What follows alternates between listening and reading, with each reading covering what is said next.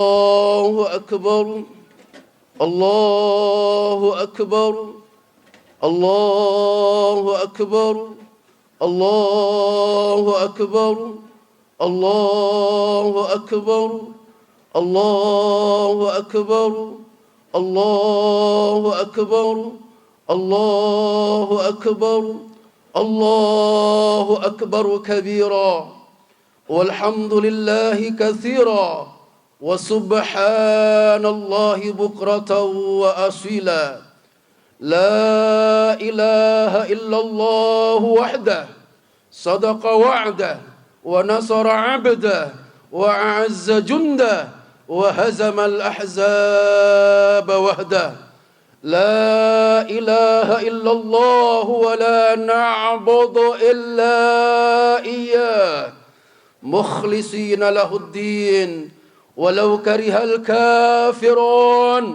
مخلصين له الدين ولو كره المشركون مخلصين له الدين ولو كره المنافقون لا إله إلا الله والله أكبر الله أكبر ولله الحمد فنحمدك يا ربنا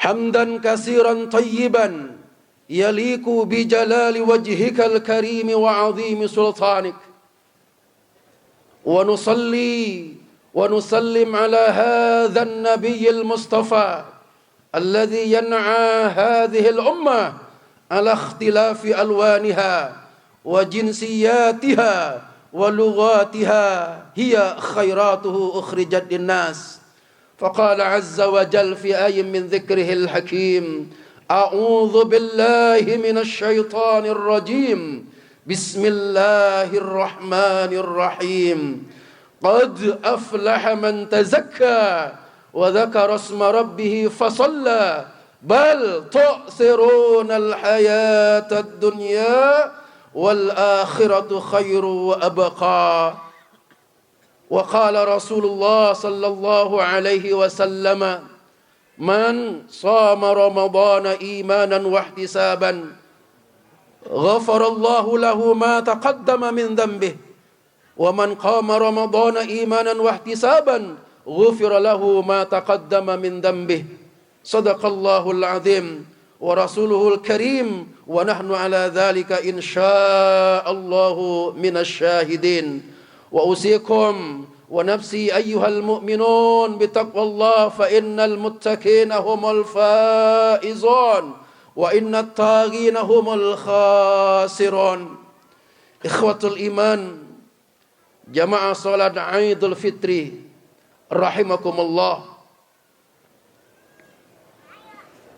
Tiada kata yang pantas untuk kita ucapkan di kesempatan yang fitri ini kecuali kalimat thayyibah alhamdulillah wasyukru ala ni'amillah, bahwa alhamdulillah Allah zat yang maha rahman dan rahim telah membimbing kita, memberikan hidayah besar bagi kita semuanya hingga alhamdulillah kita dapat menyempurnakan kewajiban kita sebagai mukmin menunaikan ibadah siam hingga kita mengakhirinya dengan salat Idul Fitri. Semoga Allah zat yang maha rahman dan rahim, maha ghafur, menjadikan saum kita seperti yang dijanjikan sebagai pelebur, pengubur semua dosa-dosa yang sering kita lakukan selama ini, sehingga Allah Subhanahu wa taala menjadikan kita pada kesempatan kali ini saudaraku sebagai hamba-hamba yang sudah bermetamorfosis dari tadinya seperti ulat yang sangat menjijikkan, tapi alhamdulillah di kesempatan pagi ini Bapak, Ibu, saudara-saudara saya sudah menjadi seperti seekor kupu-kupu yang sangat indah dipandang oleh siapapun. Alhamdulillahirabbil alamin. Allahu akbar. Allahu akbar. Allahu akbar walillahil hamd. Ikhwatul iman, jamaah salat Idul Fitri, saudara-saudara saya yang Allah muliakan,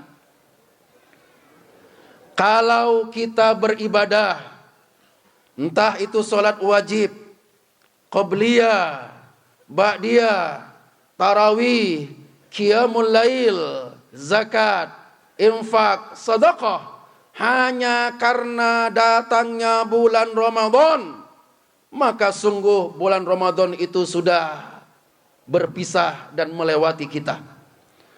Tapi barang siapa yang salatnya, rawatibnya, puasanya, qiyamul lailnya, zakatnya, ukhuwahnya karena Allah, maka Allah hayyun la yamut.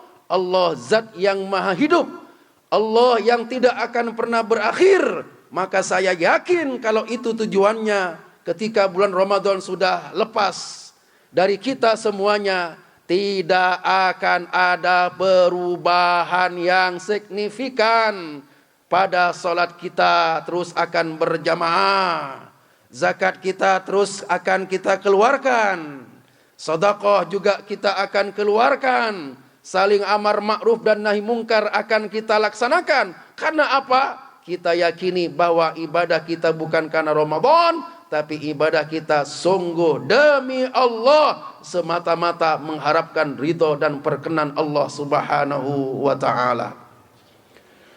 Ikhwatul iman, saudara-saudaraku rahimakumullah, seperti yang kita maklum adanya bahwa alam yang sudah, sedang dan akan kita lalui itu 5.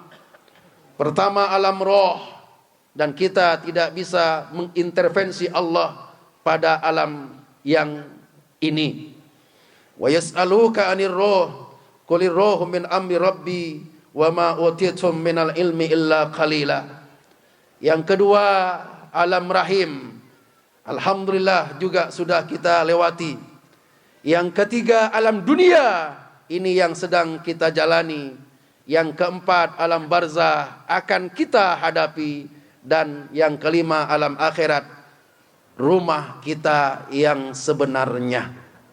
Saudara saya, ikhwatul iman rahimakumullah, ada 3 minimal indikasi ketika kita hidup di alam dunia ini. Yang pertama, wa nabluukum bisyarri wal khairi fitnah. Siapapun yang mengaku dirinya beriman dan hidup di alam dunia ini pasti diuji. Baik itu ujian berbentuk kebahagiaan ataupun juga berbentuk kesengsaraan. Semuanya itu liyabluwakum ayyukum ahsanu amala. Satu-satunya tujuannya adalah agar Allah bisa menilai siapa di antara kita yang paling baik amalnya.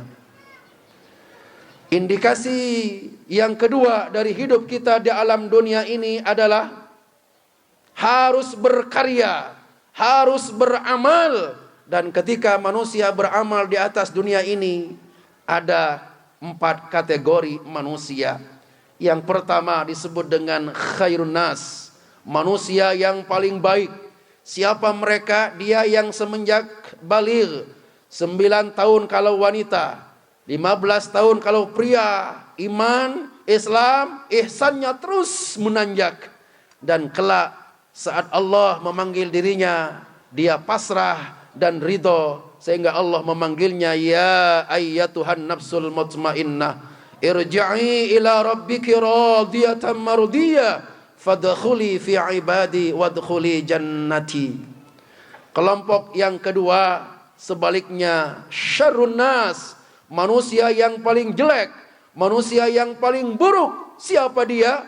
Yaitu semenjak dia baligh, iman, Islam, ihsan yang sudah diwariskan oleh Allah secara primordial tidak pernah digembangkan. Dia menjadi orang yang durjana, memilih lingkungan yang permisif, sehingga matinya pun naudzubillah dalam kondisi su'ul khatimah wal iyadzubillah. Yang ketiga, ada juga golongan ketika berkarya, beramal di alam dunia ini adalah akhsarun nas, manusia yang paling merugi. Siapa mereka?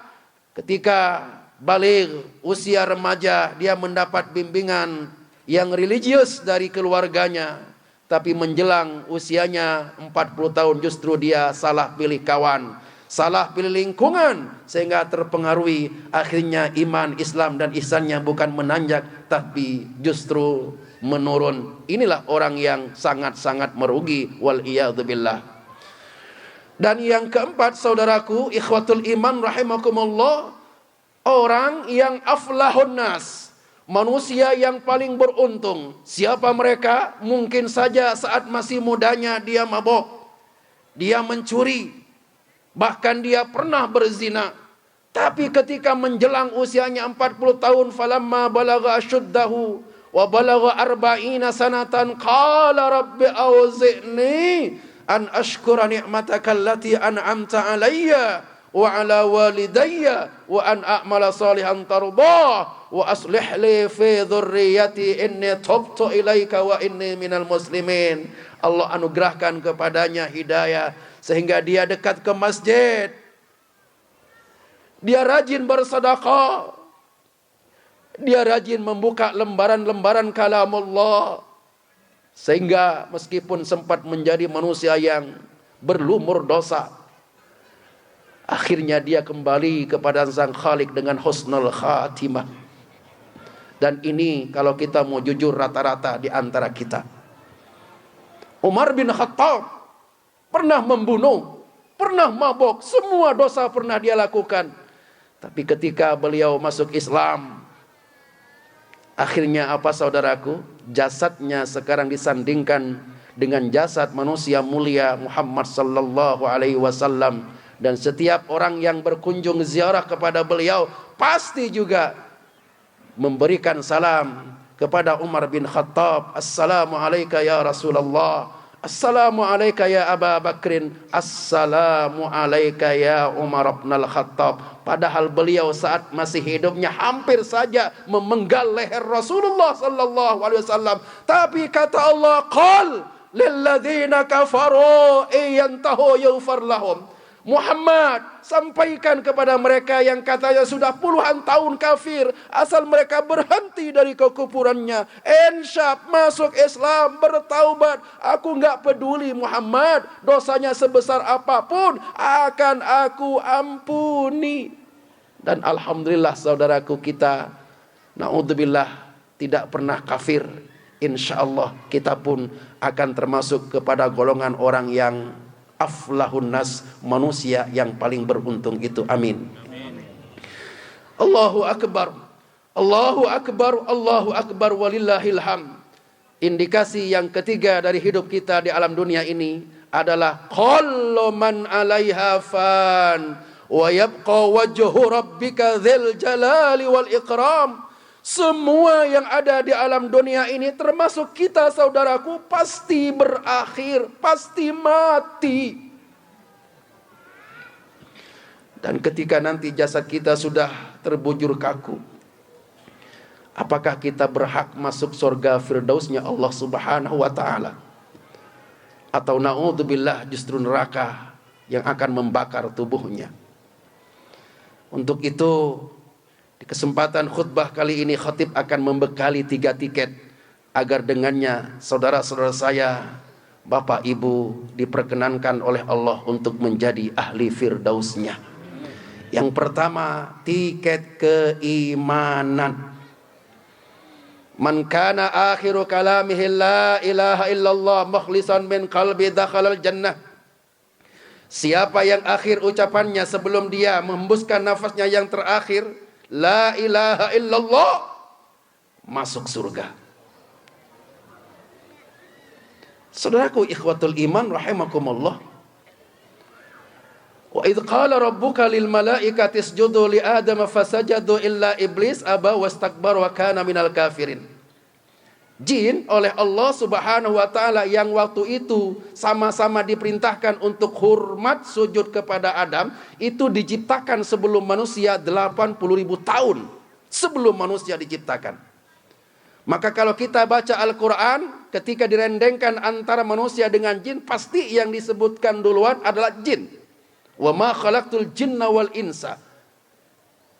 Alladzi yuwaswisu fi sudurin nas minal jinnati wan nas. Karena jin memang 80.000 tahun diciptakan sebelum manusia. Artinya apa? Jin lebih kenal kepada Allah bahwa ia adalah ahad, somad, lam yalid wa lam yulad wa lam yakul lahu kufuwan ahad. Tapi coba kita renungkan. Sekali aba wastakbarah. Dia tidak mau melaksanakan perintah Allah, bahkan menolaknya. Makhluk yang sudah puluhan tahun lebih awal iman kepada Allah dibandingkan manusia, turun drastis menjadi kafir. Lalu bagaimana dengan orang-orang yang bukan hanya satu ayat yang dia bangkang, bahkan ada yang mengusulkan 300 ayat harus dihapus dari Al-Quran. Apakah dia tidak lebih iblis dibandingkan iblis? Wal'iyadzu billah. Dua orang A dan B sama-sama tidak sholat. Khatib berani berkata A ini neraka kalau tidak bertaubat, B ini surga insya Allah. Padahal dua-duanya sama tidak sholat. Loh kok bisa? Khatib nanya kepada A kenapa nggak sholat? Lah untuk apa sholat? Itu mah Allah saja nggak ada kerjaan. Saya nggak sholat kaya. Anda yang suka sholat suka pinjam uang ke saya. Dia tidak menerima, bahkan tidak mengakui perintah ini. Kafir dia. Terus nanya ke B, hai B, kenapa Anda nggak sholat? Apakah kau nggak tahu bahwa sholat itu wajib? Tahu. Bahkan saya juga tahu bahwa sholat itu rukun Islam yang kedua. Antasyhada an la ilaha illallah wa anna muhammadar rasulullah wa tuqimas sholat. Saya tahu sholat itu wajib. Saya tahu bahkan sholat itu rukun Islam yang kedua. Terus Anda nggak sholat kenapa? Malas. Beda antara membangkang dengan malas. Si A ini kafir, si B insya Allah ditolerir. Dan kalau dia bertaubat, insya Allah surga masih merindukan. Ini alasannya kenapa Allah ampuni Nabi Adam alaihissalam, tapi tidak mengampuni iblis. Iblis jelas-jelas membangkang, Nabi Adam maksiat. Sekitar 2 pekan yang lalu datang sebuah keluarga ke rumah khatib. Khatib bertanya, maaf Bapak, ada yang bisa dibantu? Iya Ustadz, saya ingin konsultasi masalah waris. Kan sudah jelas Pak di surat An-Nisa ayat 11, bahwa anak laki-laki jatahnya 2 kali lipat dibandingkan wanita, bahwa istri itu 1/8. Bukan itu masalahnya Pak Ustadz. Terus semua ahli waris itu ingin dibagi rata, biar adil katanya. Saya bilang, apa Bapak nggak tahu bahwa ini adalah aturan agama? Tahu Pak Ustadz. Terus kenapa nggak mau melaksanakan? Maaf Pak Ustadz, sambil dia mengeluarkan secari kertas tulisan tangan. Ini masalahnya Pak Ustadz. Apa ini? Wasiat dari almarhum. Kata almarhum, kalau saya nanti meninggal dunia, saya wasiatkan harta warisan saya dipukul rata, dibagi rata biar adil. Astaghfirullahaladzim. Maaf Pak, kalau kemudian saya tambahkan di surat wasiat itu poin yang kedua, kemudian ada ucapan kalau saya nanti meninggal dunia, saya perintahkan kalian berhenti sholat. Apakah Bapak dan keluarga akan berhenti sholat? Ya tidak Ustadz. Kenapa? Aturan Allah. Kalau warisan aturan siapa? Tapi Ustadz, saya takut durhaka ke orang tua. Astaghfirullahaladzim. Ke orang tua takut durhaka, ke Allah berani membangkang. Bagi dulu sesuai dengan aturan Allah. Perkara nanti ada kebijakan dari ahli waris ingin memberikan ke si A, ke si B, itu urusan lain. Karena yang namanya orang yang beriman, lam yartabu. Datang orang-orang Arab pegunungan menghadap kepada Rasulullah sallallahu alaihi wasallam. Amanna, Nabi Muhammad sudah akan menerima iman mereka, tapi langsung ditegur oleh Allah. Qul lam tu'minu. Jangan Muhammad, jangan terima bahwa mereka sudah beriman. Walakin qulu aslamna walamma yadkhulul imanu fi qulubihim. Mereka baru Islam, belum iman. Karena orang yang percaya kepada Allah, yang namanya iman itu harus mengakui Al-Quran yang 30 juz, 114 surat, 6.326 ayat, 323.671 huruf, tanpa reservoir, walam yartabu. Apakah semua ayat-ayat Al-Quran itu sudah kita yakini kebenarannya saudara-saudaraku? Kalau iya, alhamdulillah. Dan ini modal utama kita untuk menuju surga Allah Subhanahu wa ta'ala. Apakah dijamin orang yang beriman masuk surga? Iblis lebih duluan beriman? Tidak. Dia harus punya tiket yang kedua yang namanya ampunan. Surat Fussilat ayat 32. Walakum fiha ma tashtahi anfusukum walakum fiha ma tad'un nuzulam min ghafurur rahim. Bahwa surga itu baru akan diberikan oleh Allah selain modal iman yang pertama, harus diampuni dosa-dosa kita. Tadi kita jujur bahwa kita ini dulu memang ulat bulu, tapi sekarang minimal dengan puasa kita yang 1 bulan ini, alhamdulillah ya Rabbana, kita sekarang menjadi kupu-kupu yang amat sangat indah. Coba sejenak saudaraku, kita pandang kanan kiri kita, belakang depan kita. Mana ayah kita yang waktu itu masih kita cium tangannya sebelum berangkat? Mana ibunda kita yang waktu itu kita peluk? Mana adik kita yang selalu minta uang ke kita?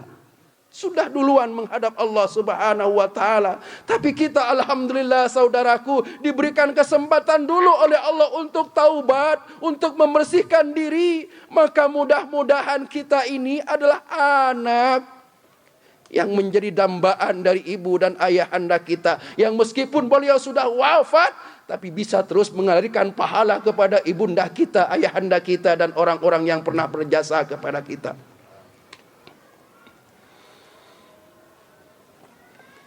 Kepada Allah minta ampun, kepada manusia kita minta maaf.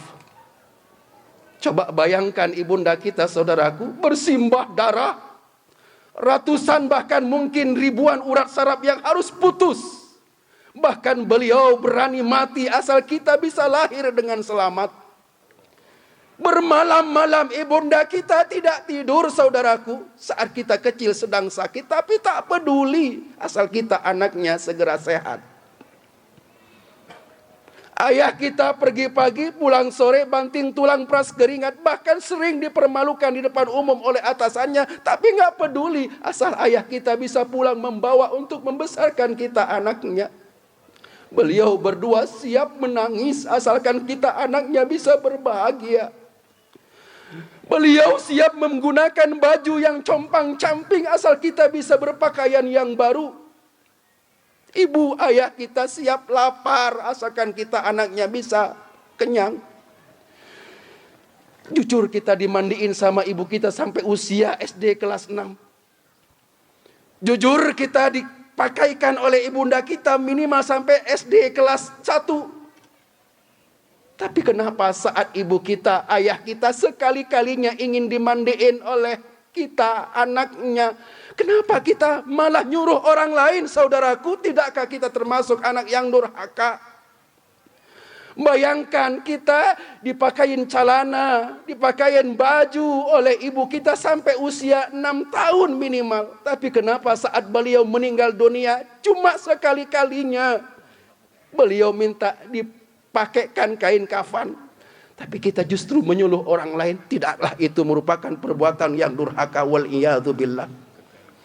Suatu saat Abdullah bin Umar menghadap kepada Rasulullah sallallahu alaihi wasallam, "Ya Rasulullah, aku ingin sekali ditatap oleh Allah Subhanahu wa taala, dan saat Allah menatapku, dia sedang tersenyum bangga dengan aku." Maka kata Rasulullah, "Pergi, pulang engkau wahai Abdullah bin Umar, temui ibumu, temui ayahmu.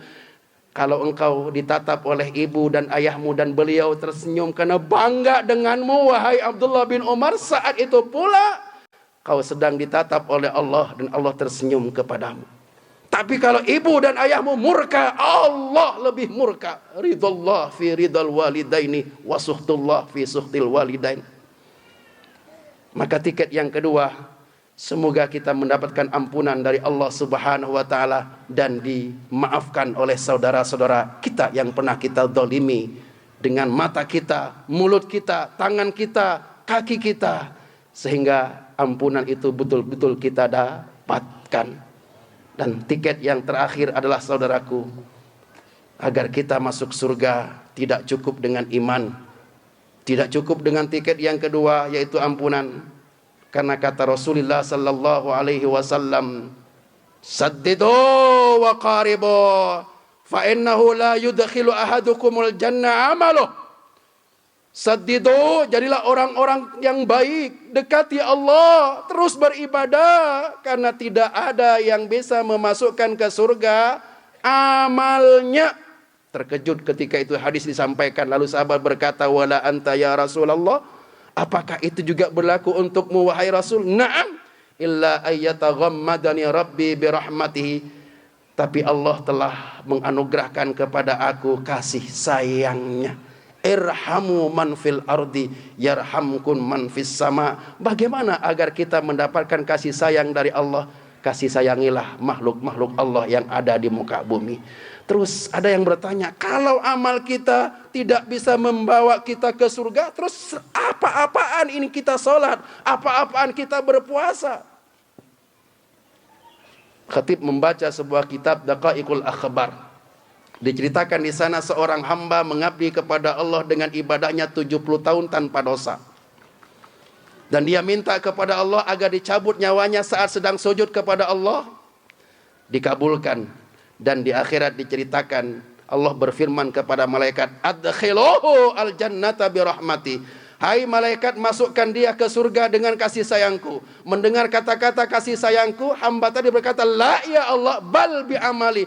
Ya Allah, kalau engkau akan memasukkan aku ke dalam surga bukan dengan kasih sayangmu ya Allah, tapi hasil ibadah dan amalku selama 70 tahun itu ya Allah. Susah payah, lapar dahaga aku berpuasa ya Allah. Baik, kalau itu yang kau mau, malaikat, siap. Ambil mata dia sebelah kiri, simpan di timbangan yang kiri. Ambil dan kumpulkan hasil ibadah orang ini yang katanya 70 tahun, pahalanya semuanya, simpan di timbangan bagian kanan. Farajahat nikmatul ain. Maka dibandingkan nikmat mata yang cuma sebelah dengan hasil ibadah selama 70 tahun, masih lebih berat nikmat satu mata. Fabi ayyi ala'i rabbikuma tukadziban. Artinya apa saudaraku? Dikasih usia 100 tahun pun ibadah kita, dibandingkan nikmat yang sudah kita rasakan, gak bisa membayar. Dan bahkan kalau kita mau tahu, di surga kita abadi.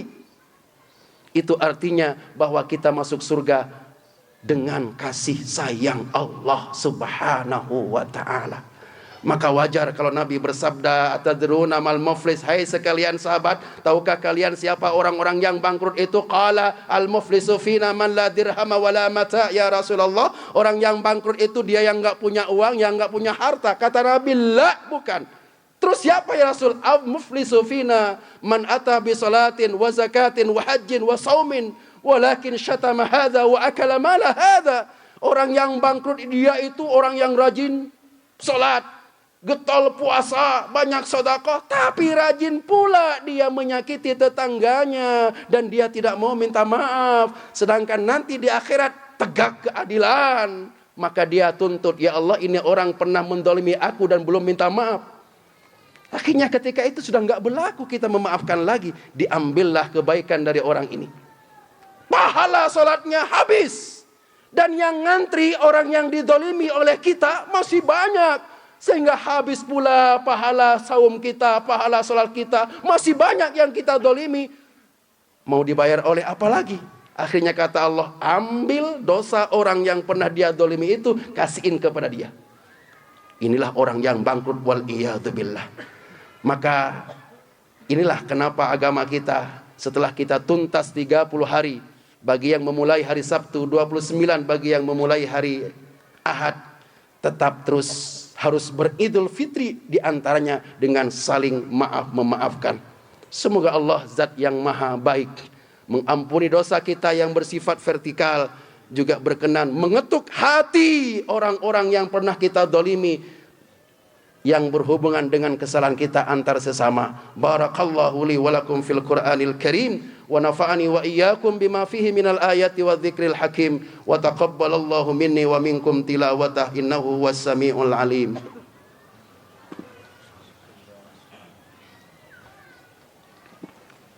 Allahu Akbar, Allahu Akbar, Allahu Akbar, Allahu Akbar, Allahu Akbar, Allahu Akbar.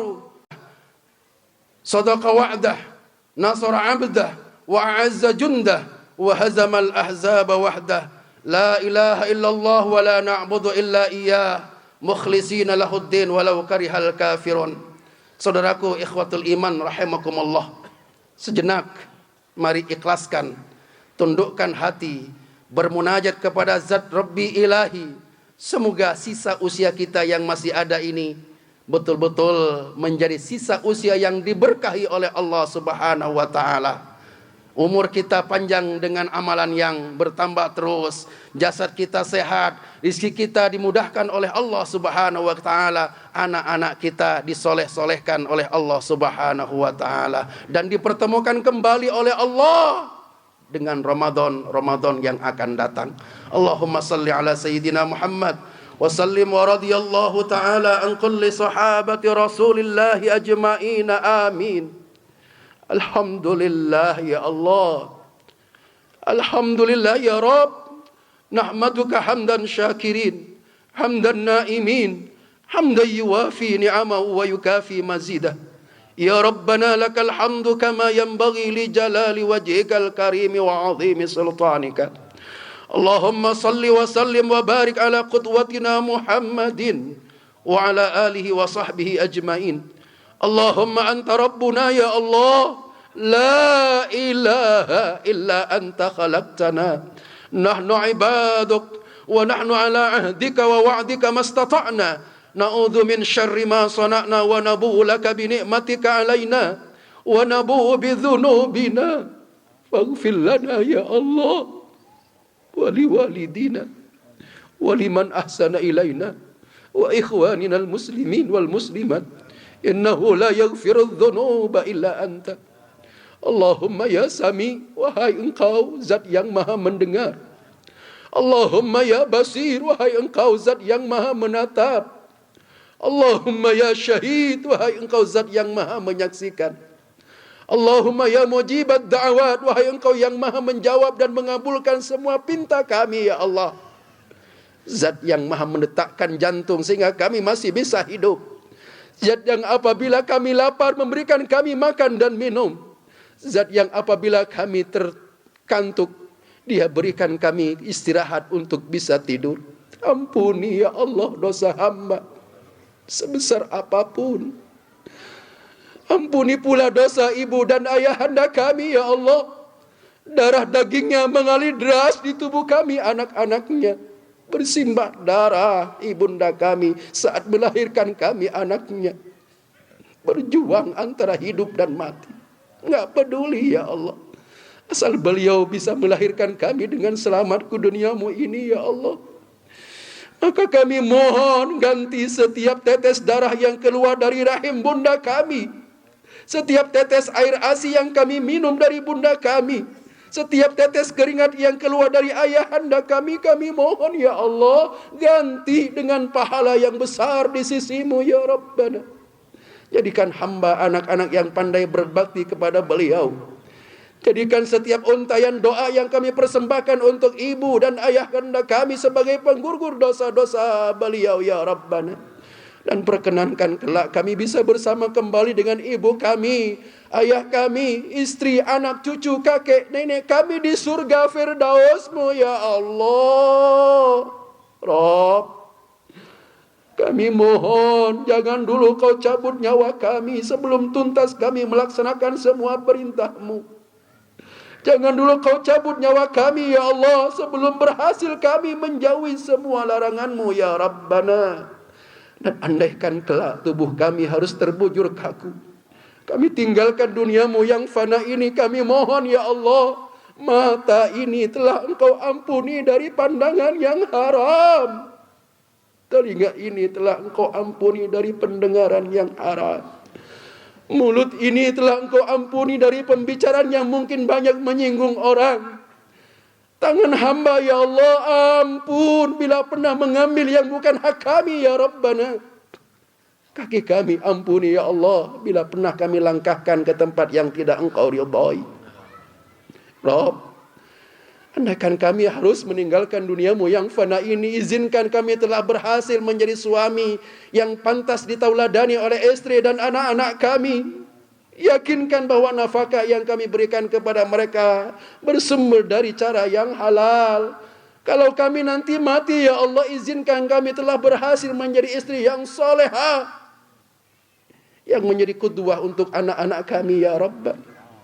Ampuni ya Allah bila selama ini kami belum berhasil menjadi suami yang bisa ditauladani oleh istri dan anak-anak kami. Dan apabila kelak kami akan mati, ya Allah, izinkan kami telah berhasil mendidik anak-anak kami menjadi anak yang soleh dan soleha, yang kau lembutkan hatinya, yang kau muliakan akhlaknya, yang kau cerahkan masa depannya, yang kau pilihkan jodohnya. Karena hanya mereka lah, ya Allah, warisan kami yang paling berharga, yang meskipun kami sudah tiada kelak, dengan kesalehannya terus akan mengalirkan pahala kepada kami kedua orang tuanya. Dan dialah dengan kesalehan itu akan mengangkat derajat kami di sisimu, ya Allah. Walladzina amanu wattaba'athum dzurriyyatuhum biiman alhaqna bihim dzurriyyatahum.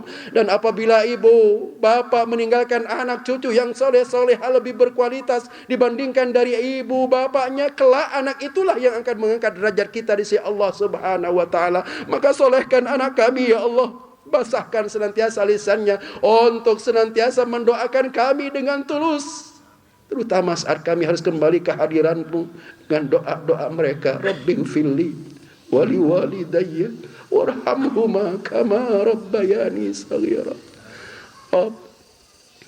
Kami mohon jangan Kau biarkan satupun yang hadir di tempat ini, ya Allah, yang masih berdosa kecuali bubar dari acara Idul Fitri ini. Kau ampuni dia, ya Allah.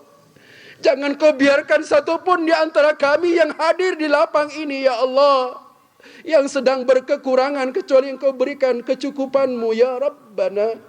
Dan jangan Kau biarkan satupun di antara kami yang hadir di tempat ini, ya Allah, yang sedang yakin dan percaya akan kebaikan-Mu, ya Allah, yang bermasalah kecuali Engkau selalu memberikan solusinya, ya Rabbana. Pertemukan kembali kami dengan Ramadan-Mu, ya Allah. Berkahi usia kami.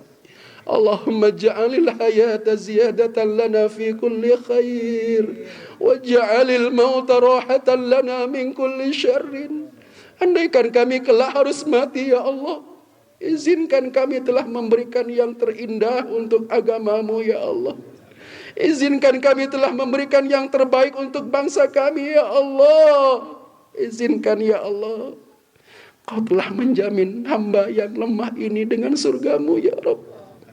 Kami ingin berkumpul kembali dengan keluarga kami, tetangga kami di surga-Mu, ya Allah. Terima solat kami, puasa kami meskipun masih jauh dari kesempurnaan, ya Rabbana. Taqabbal minna innaka antas sami'ul alim. وتب علينا إنك أنت التواب الرحيم والحمد لله رب العالمين.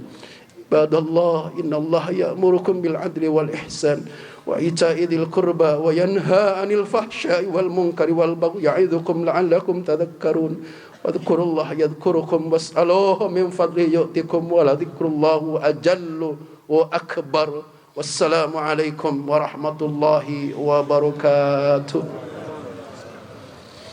Sallallahu ala Muhammad.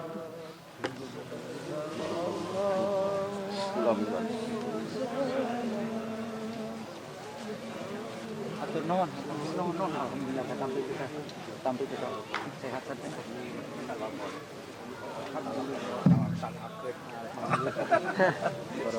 Amin. Bagus ya.